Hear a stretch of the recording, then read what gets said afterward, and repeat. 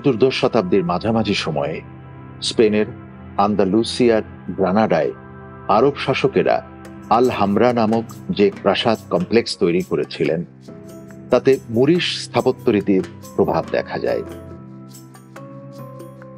পাহাড়ি ভূমিরূপের উপর বানানো সেই প্রাসাদটি ছিল সে সময়ে পুরো বিশ্বের জন্য এক চমক। আল হামরা প্রাসাদের কোনো নির্দিষ্ট মাস্টার প্ল্যানের উপরে নির্মিত হয়নি।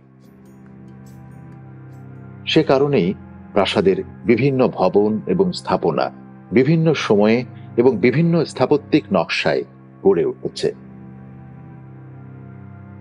রক্ষা প্রাচীর বেষ্টিত আল হামরা চত্বর, বাগান, ঝর্ণা, বেশ কয়েকটি মহল এবং মসজিদের সমন্বয়ে গড়ে উঠেছে। পুরো প্রাসাদটি রক্ষা প্রাচীর বেষ্টিত এবং রক্ষা প্রাচীরের সাথে 13টি ওয়াচ টাওয়ার রয়েছে। এই ওয়াচ টাওয়ারগুলোর কোনোটি প্রতিরক্ষার জন্য, আবার কোনোটি প্রাসাদের পাশ দিয়ে বয়ে যাওয়া দারু নদী ও আশপাশের সৌন্দর্য উপভোগ করার জন্য। প্রাসাদের অভ্যন্তরভাগের কারুকাজ স্পেনে মুরিশ স্থাপত্যের প্রতিনিধিত্ব করছে, আর কিছু কিছু অংশে বাইজেন্টাইন স্থাপত্যের রীতি পরিলক্ষিত হয়। এ প্রাসাদ ভবনে 8ম শতকে নাসরিদ সাম্রাজ্যের সময়ে মুরিশ এবং বাইজেন্টাইন স্থাপত্য রীতির সংমিশ্রণে যে নতুন ধারার ইসলামিক স্থাপত্য রীতির চল শুরু হয়েছিল তার উপস্থিতি লক্ষ্য করা যায়। সে সময়ে মুসলিম শাসকদের সঙ্গে খ্রিস্টান শাসকদের যে একটা রাজনৈতিক এবং ব্যবসায়িক সম্পর্ক তৈরি হয়েছিল, এই আল হামরা প্রাসাদের ভবন নির্মাণের স্থাপত্যিক ধারায় তার স্পষ্ট প্রভাব পড়েছিল।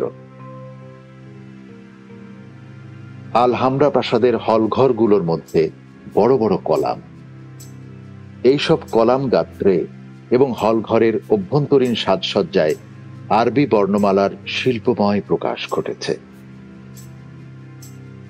গ্রানাডার সুলতান প্রথম ইউসুফ, পঞ্চম মুহাম্মদ এবং প্রথম ইসমাইল এইসব সাজসজ্জার কাজ করেছিলেন।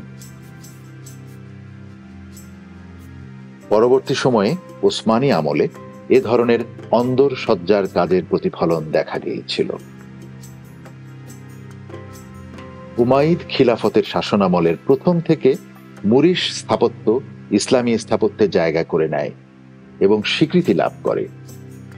সিরিয়ার রাজধানী দামেস্ক গড়ে উঠেছিল মুরিশ স্থাপত্য কৌশলে।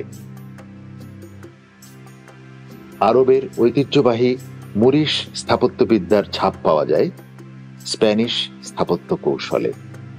পরবর্তী সময়ে প্রাসাদ কিংবা বিশালাকারের স্থাপনা নির্মাণের ক্ষেত্রে চতুর্দশ শতাব্দীর এই আল হামরার স্থাপত্য শৈলী পৃথিবীর বহু স্থাপনার অনুপ্রেরণা হিসেবে কাজ করেছে।